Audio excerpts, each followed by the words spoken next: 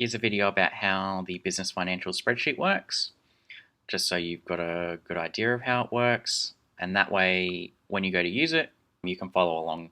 So what we'll do is we'll start with the overview tab. So the overview tab will be where you enter in your monthly revenue, and it'll pull data on your costs from the next tab over. So if we jump into the expenses tab, you'll be able to see where you can enter in hourly rates, number of hours a week. That'll give you a monthly and annual cost. So you can change these. So let's say you're going to give someone a pay rise up to $25.30 an hour. You can do that, and that'll update their amounts. It will also calculate the super guaranteed amount, which is currently 10%.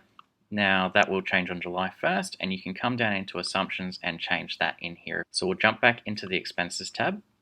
So you've got several different categories. So your first category here is a per user cost. For example, job management software such as ServiceMate, Traderify, things like that will generally have a cost per user, which will be X amount times by the number of users that you're using.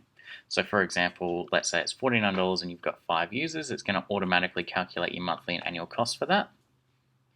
The tab below that, any fixed sort of subscriptions like your accounting software or insurance or something like that.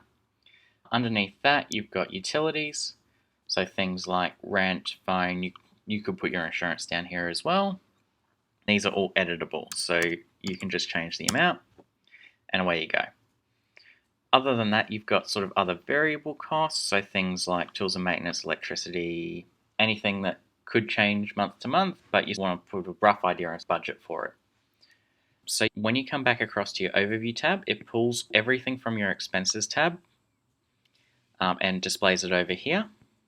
So annually, based on the information we had in the expenses tab, it's $205,000 a year to operate your business.